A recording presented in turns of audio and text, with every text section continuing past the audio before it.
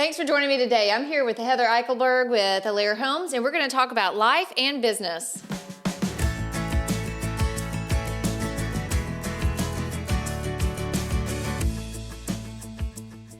Heather, thank you for being with me today. Absolutely. Thank you so much for inviting me. This is very exciting. It is exciting. So you and I have been friends for a long time. Yes, a long time when I think about it. Yeah. Because you know how I referred to that commercial that you may or may not have been in all those years ago. You're referring to the Boss commercial when my now 15-year-old was, I don't know, maybe 3 or 4 months old. Oh, definitely. Yeah. Definitely. Yeah. Not to date you or anything. I mean, you still look great today, but yes. Yeah, it's been a few years. So I have watched you grow in business and kind of segued into some custom home building and representing a builder now. But you and I met a couple of weeks ago, right when you had joined that company, and you were talking about the unbelievable opportunity. You know, your phone rang basically Literally. out of the blue. Literally, yes. Yes, and you were given the opportunity to start working for a company. And your question kind of was in your mind, and what you described to me as a little bit unbelievable. Like, how did you get to this point that this opportunity landed on your plate? Absolutely. So without dating myself too terribly much, I started out about, it's been almost 20 years ago now, and I worked for a very well-known real estate company here in the Low Country for almost 14 years. So anything that came out of the ground, came across my desk. So that could be down to the minutia of naming streets, getting permits and things from municipalities, you name it, I did it. And then it came to a point in my career there where there was nowhere to go, there was nowhere to grow, and I don't sit still well, and I don't sit behind the desk well. And I had an opportunity to actually go and take that knowledge that I had gained on the development side of real estate and just focus it all on countertops. So I went to work for a local fabricator who just also happened to be my sister, and learned everything there is to know about stone. To the point where I walk in restaurants and bars and people's houses and can identify what they've got going on there. And we had a great run doing that, and then I had an opportunity to go and work for a stone wholesaler, which I did for a short little time. And like you were mentioning, I got a call out of the blue one day, sitting at my desk at the job previous to this one. And it was one of the builders that I had called on when I worked for my sister in an outside sales capacity. Mm-hmm. And he asked me, "Hey, what are you doing?" And I said, "Nothing. What are you doing?" You know, kind of like, what a nice surprise. And he said, "Would you like to have coffee?" I said, "Sounds great." So we had coffee. That was a Tuesday. We had coffee on Friday. And I literally had no idea what he wanted to talk to me about, but fortunately for me, it was the dream job that I never knew existed. That's what I tell people.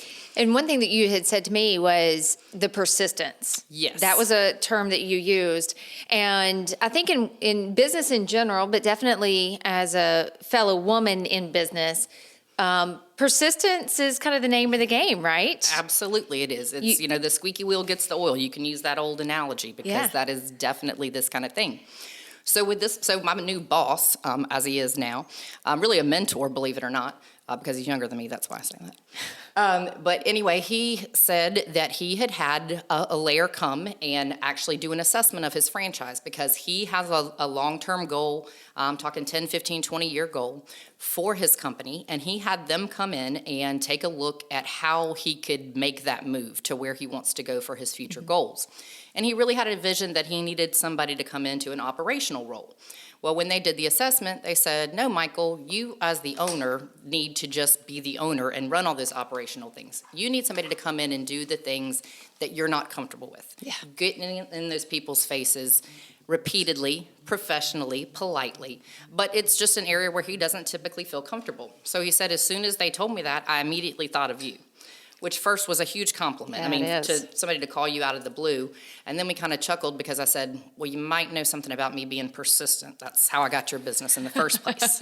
and he laughed. There might have been a bundt cake in there too with a little bribery, but that's how we really struck up our relationship. And that's to your point, and I have leveraged myself in business through the use of other people that are better than me. When I first started thinking about a team, I thought, I'm so busy that I don't have time to do everything and do it to the type A kind of, diligence that, with exactness and just to the excellence that I really wanted to be accountable to. And so I started looking for people that were like me. Right. I missed the mark because really what I now know as I grow as a leader is I got to find people who their strengths are some of my weaknesses, right? That's exactly right. Just like you and Michael in business complement each other. He's got his strengths, you've got your strengths, and they don't necessarily match, but your values and your beliefs and the way you want to operate the business and the idea of how to grow the business is similar. Yes, our goals are definitely aligned. And one thing that I will say about Alair is that they really invest in their people to learn how they think, learn how they process information, how they share ideas. And you don't really think too much about that on the front side, but as the owner-operator, he tells me that it really helps him understand why I do the things I do in the order that I do them. So it's very interesting, and it's all about the work-life balance and how we can elevate each other. Yes, yes. Well, let's talk about custom home building for a minute, because from a real estate standpoint, I get a lot of people who are interested in custom building or large-scale renovations, but the whole idea scares them a little, right? They don't know who to turn to or where to start. So give me briefly just an idea. If a client were to come to you today, if I were to refer somebody to Alair Homes and they wanted to start just brainstorming with you, what would the process look like? Sure. So everything is a little bit different because as a custom home builder and remodeler, everything is going to be curtailed to that particular individual, their family, their lifestyle, their long-term goals for their home. One thing that Alair does that's a little bit different, I think, than most general contractors or a handyman service that you might call on is we are very into the planning portion of it. And by that, I mean, let's say you call us, you want to remodel your bathroom. So we come over, we take a look at your bathroom. We ask you, what is your vision? What do you want? What color schemes? We ask a lot of questions. We sort of evaluate the space. Mm-hmm. And based on our previous experience, we're able to put together what we call a project feasibility overview. And what that does is that gives you a high, low end range. It's not just a solid quote that we email over to you. We put it together based on our feedback from you, and then we come back and present it to you as a project. We like to look at it as we are your trusted advisor. We kind of speak on your behalf, look out for you. That's why we are accountable to all of our sub-trades. Anything that is ordered and purchased through us is warranted through us. So in that process of planning, there is a cost associated with it. And sometimes people can be the least bit skeptical, but once they really get to understand why we do that, it makes perfect sense. Mm-hmm. Because in all of the planning, what you're really doing is mitigating as much risk as possible. We get to understand that you want, 2 sinks and a bathtub and no shower and that sort of thing, and really dial into exactly what you want and you need for your home. So that's what sets us apart a little bit. So once we go through planning, we come back and we propose okay, this is your final budget. So we're really kind of have nailed it down, gotten to exactly where we want to be. And at that point, you can either say yay or nay. So what people don't understand that I think is really crucial, if you pick a contractor and they quote you X dollars and you say, great, go ahead, but you don't do that planning, and they open up a wall or they pull up your floor and there's mold or there's termite damage or anything like that, you haven't planned, and so you're not expecting this additional cost. And maybe it's $200, maybe it's $20,000, but the planning portion of what we do really makes a difference. One thing that you said early on was what the long-term vision is. And that's where it is time-consuming up front for that planning process, and where your expertise and where Michael's expertise can really play in. Because there's a lot of contractors that might be able to execute a project. There are few that really have the to be able to counsel somebody. That's right. To get to that vision to then implement it. That's exactly right. So people, they watch HGTV. Who doesn't watch HGTV? Listen, I have a love-hate relationship. Exactly. People get off course here for just a moment. People always say, what's your favorite show on HGTV? Listen, I do this for a living. I don't have to be entertained by television to get into houses. And they'll say, oh, I saw XYZ and I love this. And I'm like, I love all those things too. Let's come back to reality. Yeah. We're not in Hollywood with all the cameras and the glam. That's right, and unlimited budgets. Exactly. Yeah. So, well, let's shake it up a little bit and talk about you personally, because you're a longtime resident of Summerville. Yes. Yeah, born and raised in this area. Family's very invested in this area. I know your mom, I know your dad, I know your sister. And y'all have had a strong presence in Summerville, Dorchester County for your whole life. A long time, yeah. We moved here in 85 when I was 10, so yeah, I just dated myself, but that's okay.